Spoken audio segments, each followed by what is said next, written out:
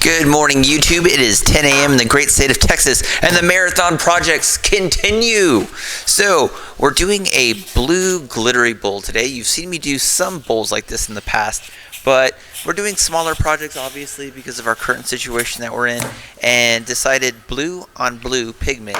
What could go wrong? This is going to look absolutely fantastic. You can already tell by the thumbnail. It looks mint. So we're going to put that in a little bitty bowl here. You've seen me use this before in the past. And we're going to just get all of this mixed up using East Coast resin on this one. Pretty much using East Coast resin for all of these projects until we get done. So mixed up a little bit of epoxy here in the 2.5 quart. Filled this up as far as I could go. I did multiple pours on this. If you're watching the marathon series, if you've gone back and watched the previous videos, you know that I've been doing multiple projects. So doing a lot of different things at once. Put a little pigment, put a little bit of glitter. And then we're just going to see how this cooks out. Give that a good, quick little stir. You can already see that great dark blue color that's in there. And we haven't even gotten to my good pigments yet. That's what's so exciting about these projects. This is some pigment and some dye that I had some leftover projects. So here we are, 4.5 hours in the pressure pot. I ended up breaking that, by the way. And you can see all the cool glitter. It's still translucent. Yeah, there it is, broke. Sorry. Have to come back and get another one, I guess. So you can see it's translucent, but it's dark, and it has that light blue tinge color that I like to have. And it still looks really, really good. You can see how small it is in my hand there. So it's not a very large project, obviously not a very big pour, but we're going to get that glued up, put that on the lathe, and get that spun down. So here we are, waste block. Don't be stingy with your hot glue, as I always say. Get that flipped over, put that on there, waste block, always use pine, or at least that's what I typically will use, and making sure that this doesn't fly off the lathe. Again, don't be stingy with the hot glue, because if you're stingy with it, it will come back to bite you. Put another coat on there, boom. So now we're going to go ahead and place the faceplate on there. Make sure to wear gloves because the edges of this epoxy are sharp, and I have been cut before. It's basically like being cut with a serrated knife if you've ever been cut with epoxy, and it will cut you. So make sure to wear gloves when you're doing that. So everything is down nice and tight. Now we're just going to come over here, put this onto the lathe, give that a good spin. Make sure to engage the actual lathe itself, and there we are. All set and ready to go. So this is like project 3 or 4, I'm not exactly sure, but obviously we haven't cleaned up the workshop.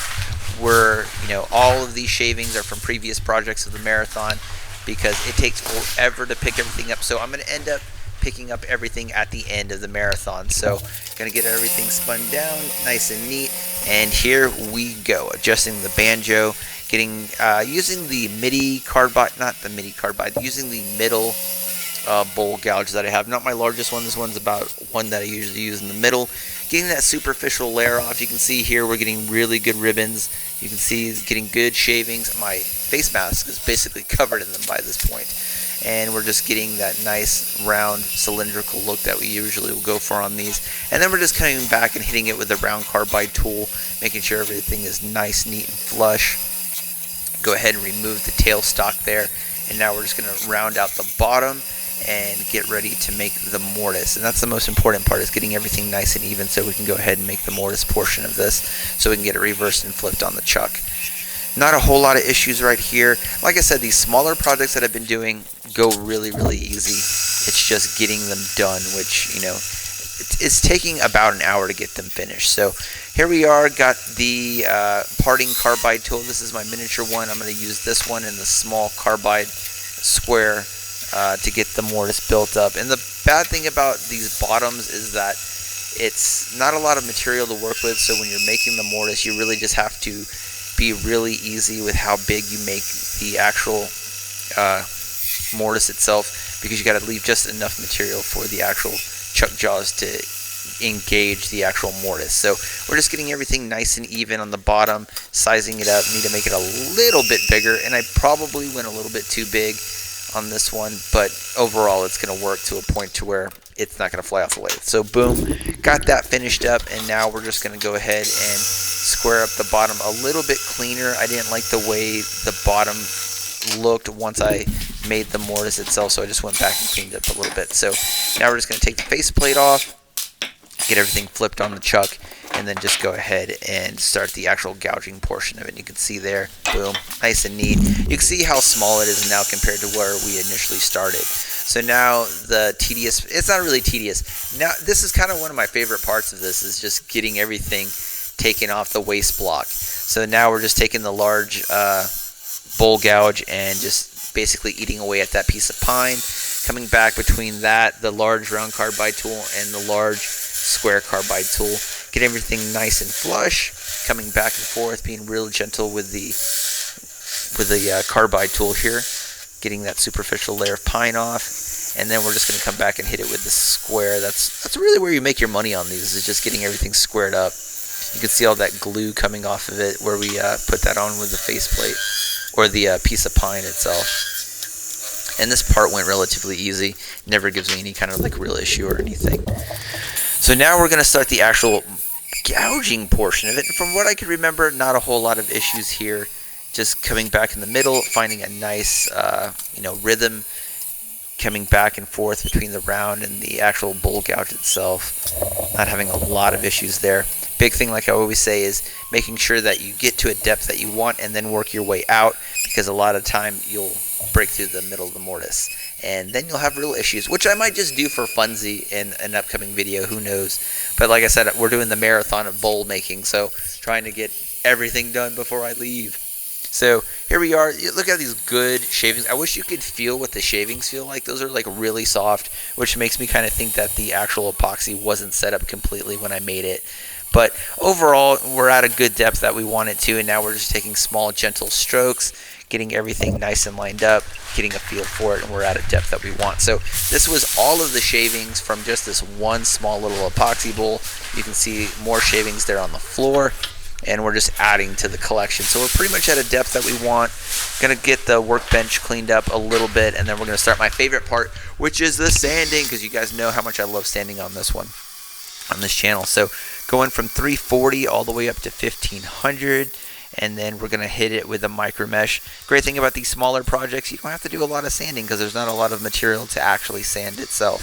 So get that done, then we come over to the wet micro mesh, and I think I lost, this one flew out of my hand maybe, I want to say, or maybe it didn't. Another project that definitely happened, which kind of freaked me out a little bit. So not being too aggressive, you go through all the micro mesh pads and then you just polish up. So then we're just going to hit it with that wood wax that I love so much. This stuff is absolutely mint.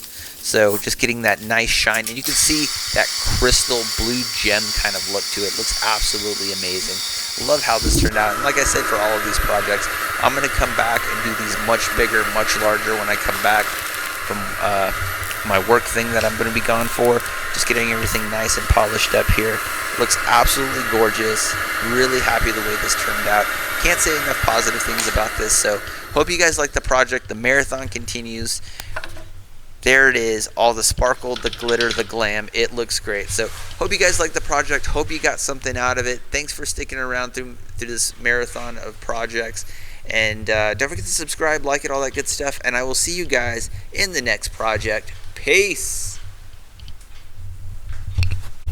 Okay, project is done, and I absolutely love this little guy.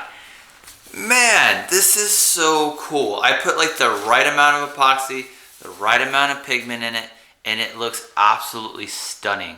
Look at that. Focus, there you go.